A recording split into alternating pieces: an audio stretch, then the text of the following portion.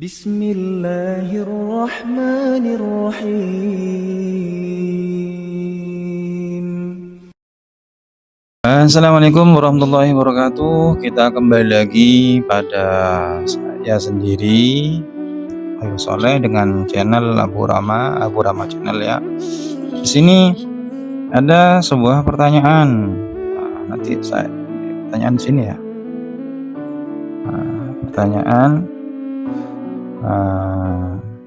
saya bacakan. Ustadz, saya sedih karena 10 malam terakhir ini nggak bisa tarawih dan iktikaf karena kerja. Apakah ada amalan yang bisa saya lakukan agar dapat keutamaannya juga?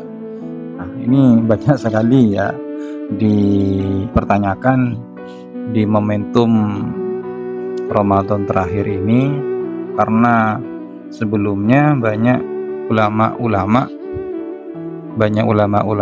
yang ceramah-ceramahnya banyak mengistimewakan Lailatul Qadar, pahalanya seperti ini, dan ditekankan kepada kaum muslimin untuk segera mencari keutamaan malam itu, sehingga para kaum muslimin itu sangat tertarik dan sangat semangat untuk mencari keutamaan malam itu. Terus bagaimana dengan pertanyaan tadi? Pak, kalau saya nggak kerja nanti istri nggak bisa, dapurnya nggak ngepul, atau anaknya bagaimana begini, ekonominya seret atau begini. Aslinya ini nggak ada masalah, karena ibadah itu bukan hanya sholat,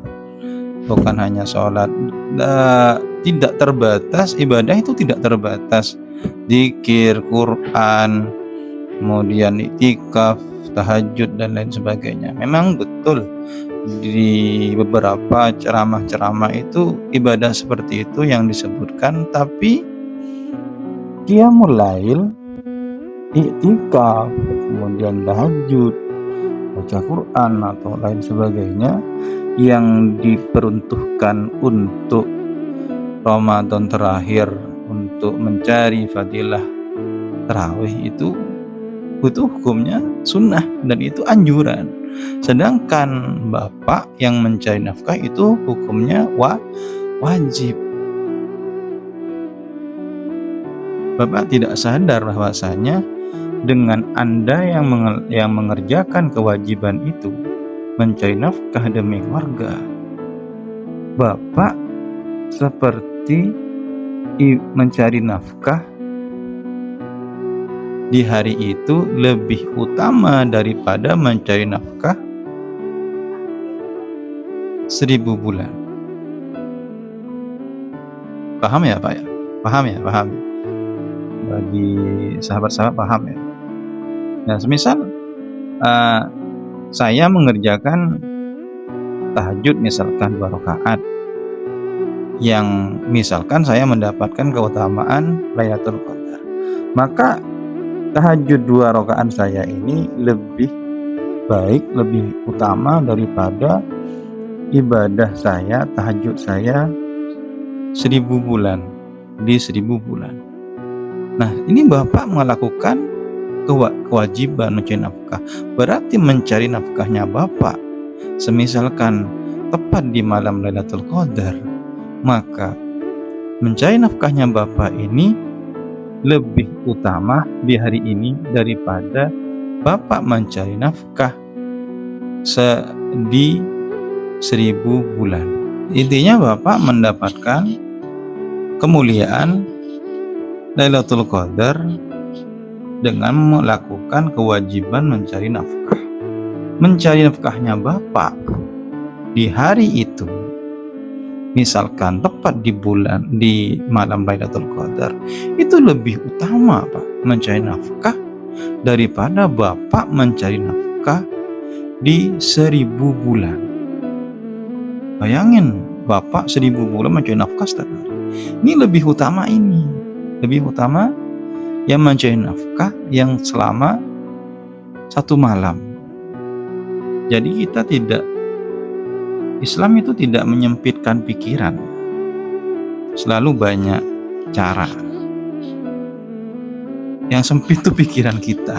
Pikiran kita itu sempitnya itu ya menganggap kalau ibadah itu hanya sholat, hanya padahal di dalam kehidupan kita banyak sekali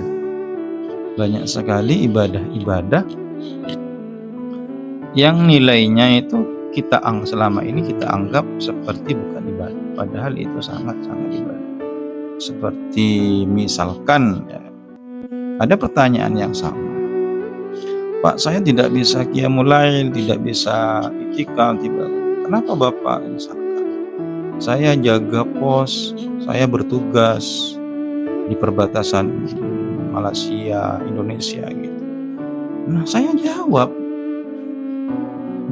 jaganya Anda, Bapak yang menjaga di hari itu, misalkan bertepatan malam Lailatul Qadar, itu lebih baik daripada Bapak menjaga di tempat itu selama 1000 bulan. Lebih utama yang itu. Kemudian ada yang lainnya juga, ada yang jualan sempul, jualan pentol, mencari nafkah, menjual pentolnya itu di malam Lailatul Qadar itu lebih baik, lebih utama daripada Bapak menjual pentol selama 1000 bulan. Itulah, mengerti ya? Atau ibu-ibu misalkan, ibu-ibu yang kerjanya itu sebagai asisten rumah tangga ya, dengan diniatkan ibadah, tapi pendapat dari Ustadz Untus Somad dan Kiai Damanhuri, seyogyanya lah sholat sempurnakan, jangan usah banyak-banyak ambil barokah gitu. Saya kira paham dan saya kira mengerti. Mudah-mudahan kita paham ya, kira-kira ya sahabat-sahabat ya. Jadi pekerjaan, kesibukan, diniatkan ibadah, maka insya Allah pekerjaan itu berkah karena bertepatan dengan malam Lailatul Qadar. Asalkan pekerjaannya halal dan dibenarkan oleh syariat. Kalau pekerjaannya itu tidak dibenarkan, ya Allah a'lam. Mudah-mudahan kita diberikan hidayah oleh Allah SWT. Terima kasih. Assalamualaikum warahmatullahi wabarakatuh. Dan jangan lupa video ini share, subscribe, dan komen, like dan komen. Terima kasih. Assalamualaikum.